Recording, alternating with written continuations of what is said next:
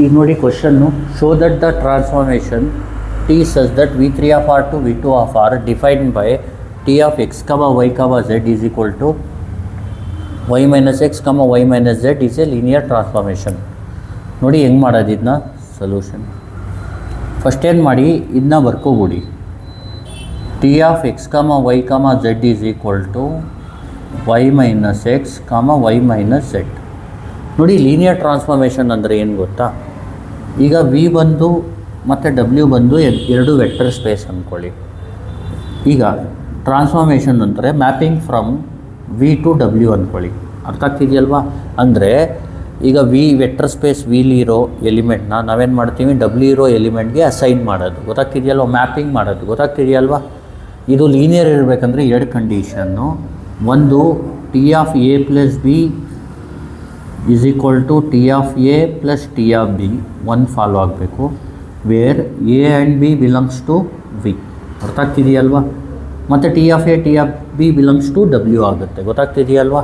ಇನ್ನೊಂದು, T of next C into A is equal to C T of A, where A belongs to V and C belongs to any real number ಅಥವಾ F. ಗೊತ್ತಾಗ್ತಿದೆಯಲ್ವಾ?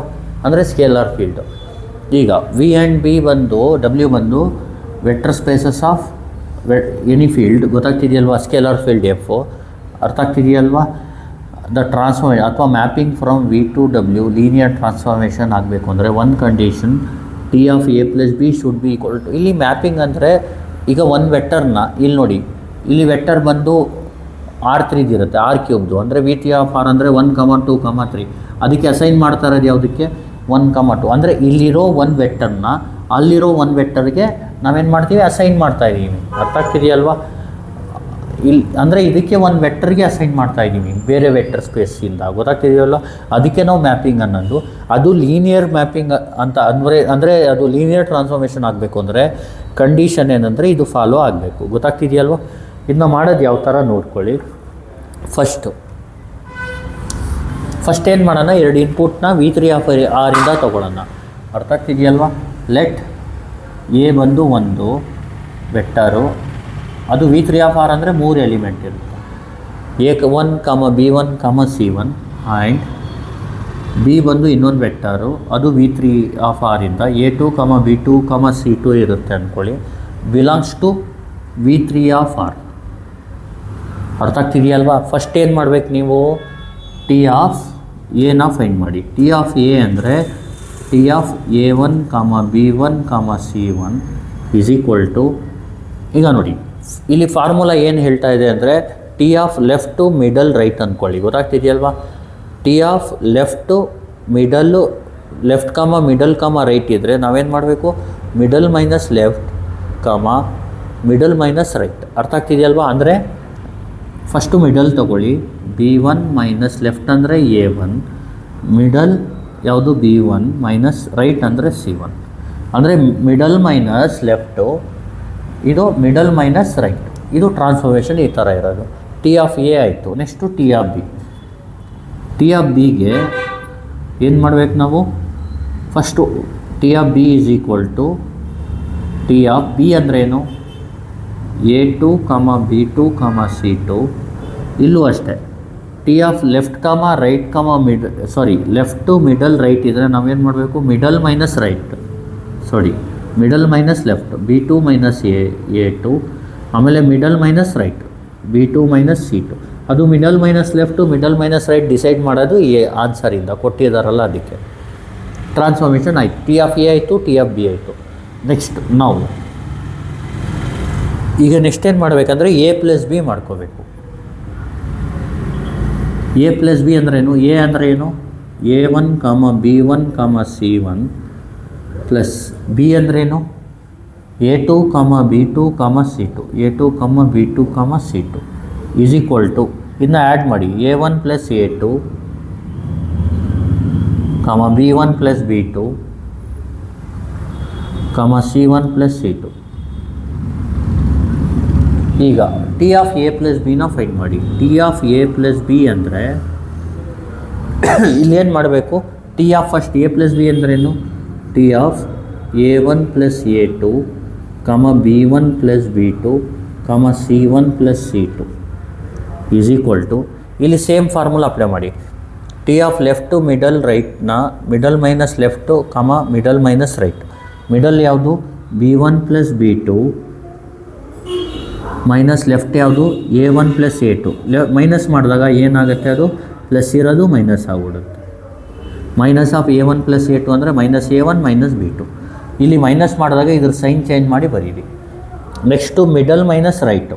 Middle ಏನು B1 plus B2 minus of ಇದು ಇರೋದ್ರಿಂದ minus C1 minus C2 ಆಗುತ್ತೆ. ಇಲ್ಲಿ ಏನು ಮಾಡಿ, B1 A1 C1 ಇರೋದನ್ನ ಒಂದು ಕಡೆ ಮಾಡ್ಕೊಳ್ಳಿ, A2 B2 C2ನ ಒಂದು ಕಡೆ ಮಾಡ್ಕೊಳ್ಳಿ. ಅಂದರೆ B1 minus A1 plus B2 minus A2 ಇದನ್ನ ಈ ಥರ ಅರೇಂಜ್ ಮಾಡ್ಕೊಳ್ಳಿ. ಅರ್ಥ ಆಗ್ತಿದೆಯಲ್ವಾ? ಆಮೇಲೆ ಇದನ್ನ B1 minus C1 plus B2 minus C2 ಈ ಥರ ಅರೇಂಜ್ ಮಾಡ್ಕೊಳ್ಳಿ. ಈಗ ಬೇರೆ ಬೇರೆ ಮಾಡಿ ಇದನ್ನ. B1 minus A1 B1 minus C1 plus B2 minus A2 B2 minus C2. ಈಗ B1 minus A1 B1 minus C1 ಅಂದರೆ ಟಿ ಆಫ್ ಎ, ಇದು ಟಿ ಆಫ್ ಎ ಆಗುತ್ತೆ, plus B2 minus A2 minus B2 minus C2 is T of B. ಇದು thus T of A plus B is equal to therefore ಅಂತ ಬರ್ಬಿಡಿ. Therefore T of A plus B is equal to T of A plus T of B ಆಯಿತು. ಈಗ ನೋಡಿ, also C into A ಮಾಡ್ಕೊಳ್ಳಿ. C into A ಅಂದ್ರೇನು, C into A ಅಂದ್ರೇನು, C into A1 B1 C1 is equal to C into A1 C into B1 C into C1. ಈಗ T of C into A formula apply ಮಾಡಿ. T of C into A ಅಂದರೆ, T of C into A ಅಂದ್ರೇನು, CA1 CB1 CC1. ಇಲ್ಲಿ T of left middle ರೈಟ್ಗೆ formula, first middle minus left, that is CB1 minus CA1, ಆಮೇಲೆ middle minus right CB1 minus CC1. ಇಲ್ಲಿ ಸಿನ common ತಗೊಳ್ಳಿ. ಸಿನ common ತಗೊಂಡ್ರೆ ಉಳಿಯೋದು B1 ಮೈನಸ್ A1 ಸಿನ ಕಾಮನ್ ತಗೊಳ್ಳಿ B1 ಮೈನಸ್ C1. ಈಗ ಇದೆರಡರಲ್ಲೂ ಸಿನ ಕಾಮನ್ ತಗೊಳ್ಳಿ, ಉಳಿಯೋದು B1 minus A1 B1 minus C1. C into B1 minus A1 B1 minus C1. ಇದ್ರ ಬದಲು ಏನಂತ ಬರಿಬೋದು, ಟಿ ಆಫ್ ಎ ಅಂತ ಬರಿಬೋದು. ಅರ್ಥ ಆಗ್ತಿದೆಯಲ್ವಾ? Therefore T of C into A is equal to C into T of A. ಅರ್ಥ ಆಗ್ತಿದೆಯಲ್ವಾ? ಈಗ thus T is a linear transformation ಅಂತ ಬರೆದ್ಬಿಡಿ. ಶೋ ದಟ್ ಅಂದರೆ ಈ ಥರ ಮಾಡಬೇಕಷ್ಟೆ.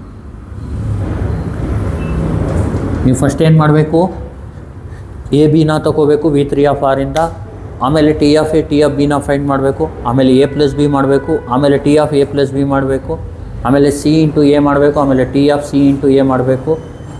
ಅರ್ಥ ಆಗ್ತಿದೆಯಲ್ವಾ? ಇಲ್ಲಿ ಬರ್ಬಿಡಿ where C belongs to F ಅಥವಾ ರಿಯಲ್ ನಂಬರ್ ಅಂತ ಬರ್ಕೊಳ್ಳಿ. ಅರ್ಥ ಆಗ್ತಿದೆಯಲ್ವಾ? Thank you. Please like, share and subscribe.